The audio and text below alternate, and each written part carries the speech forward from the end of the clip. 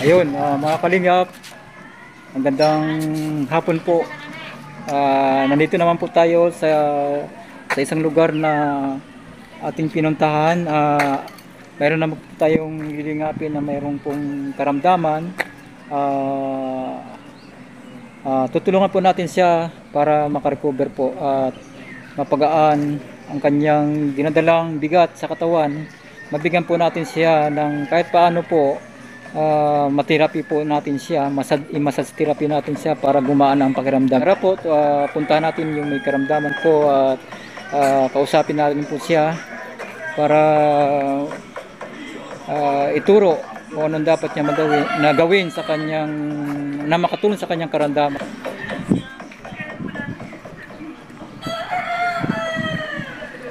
Ito po siya, mga kalinga.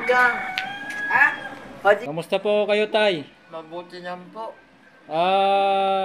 Yung katawan nyo mabigat. Mabigat po. Opo. Tsaka yung mga tamlay, yung mga buko-buko. Sino po yung kasama nyo ngayon dyan? Wala po. Nag-isa lang po kayo dyan? Mm. Ano po ang pangalan ninyo, Tay? Si Michael Bumalay po. Michael Bumalay. Po. Ilang taon na po kayong ganyan? Mahigit na po. Isang taon? Isang taon po. Isang taon may 4 na buwan. Sino po yung nag-aapakain sa iyo, yung tumutulong sa inyo dito? Yan po yung tindahan nun, kung minsan binibigyan ako. Kamag-anak niyo po siya? Ano po, kwenta yung parang magulang ko na siya. Kasi yung nanay ko, kapatid niya. Parang tita nyo. Nanay ko wala na, patay na. Yung asawa ko tsaka yung adopted ko, iniwanan ako. Ako na nag-isa dito. Walang, malungkot. Malungkot po kayo. Walang, Kami, Tay, kaya pumunta kami dito para tulungan po kayo na kahit paano po mabigyan ng kagaanan ang inyong karamdaman. At ituro na rin po ang mga pagkain na makakatulong dyan po sa naramdaman ninyo para kayo unti-unting makarecover po ng sakit ninyo. Bakit kayo nagaganyan, di kayo makalakad? Nanigas po ang yung mga litid nyo sa katawan. Nanigas po? Yung mga litid ninyo, pag sa Tagalog po litid, sa English po nervous system.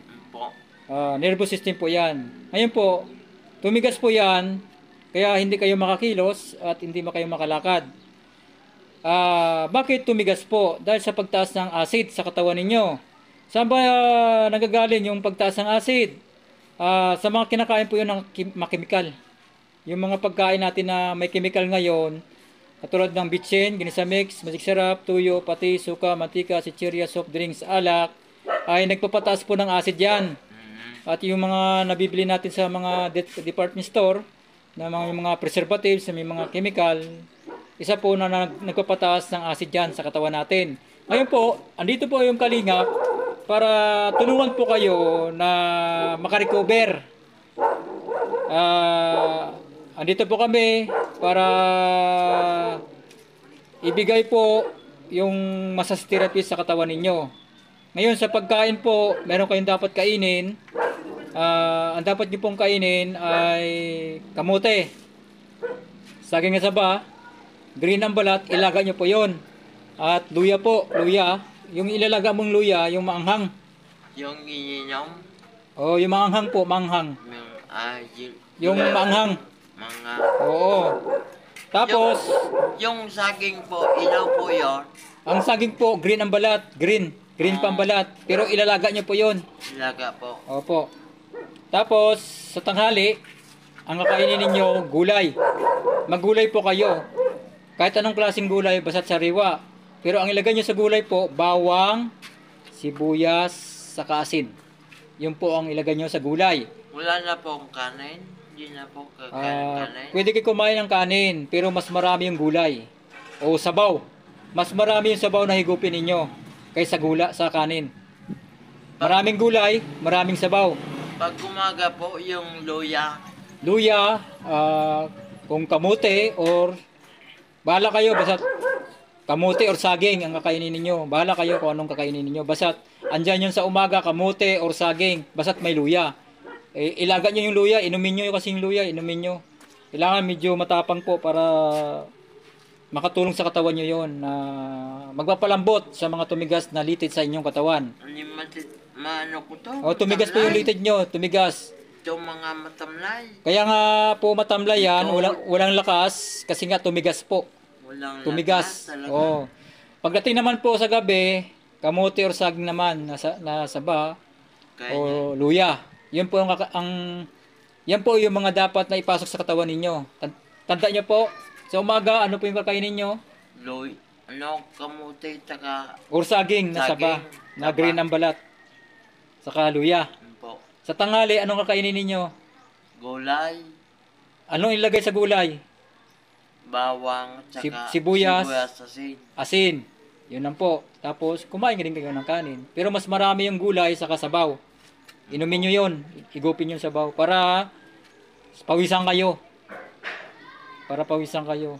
Pagdating sa hapon, sa gabi, balik kayo sa kamote or saging sabaw o luya. Ayan po. Ngayon po, ang gagawin ko sa inyo, ititherapy ko yung katawan ninyo. I-massage therapy ko po. Ayan po. Wala po tayong pambayan. Sa Kalingap po, libre po yan. Wala Wala kayong alalahanin sa Kalingap. Wala kayong alalahanin sa Kalingap. Basta't ang bawal po sa inyo, yung chemical lang. Kasi nagpapalambot yon sa mga tumigas na litid sa inyong katawan. Makakatulong po yon para makakilos kayo ng maayos. Lumuwag ang pakiramdam ninyo, gumaan ang pakiramdam ninyo, at lumuwag at lumambot ang mga litid nyo sa katawan. Yun po yung dapat nyong gawin.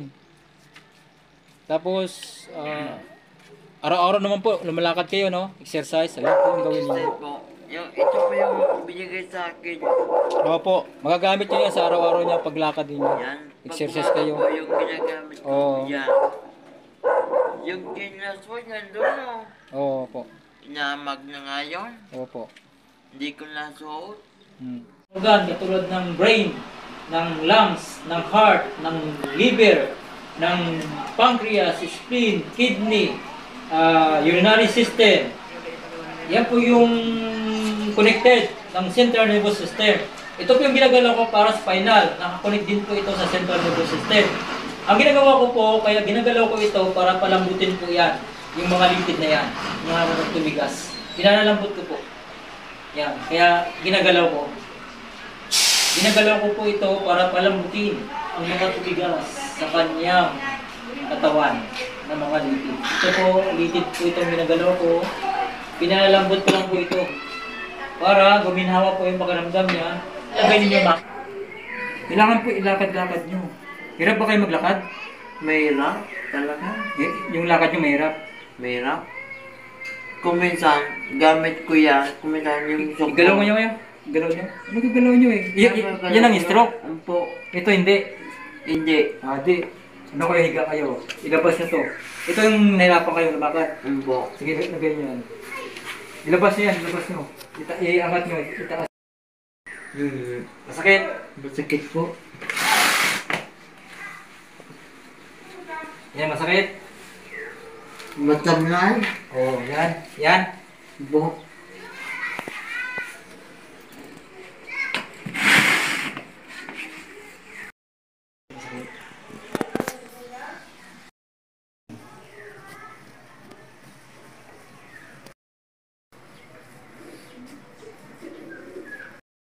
Lang.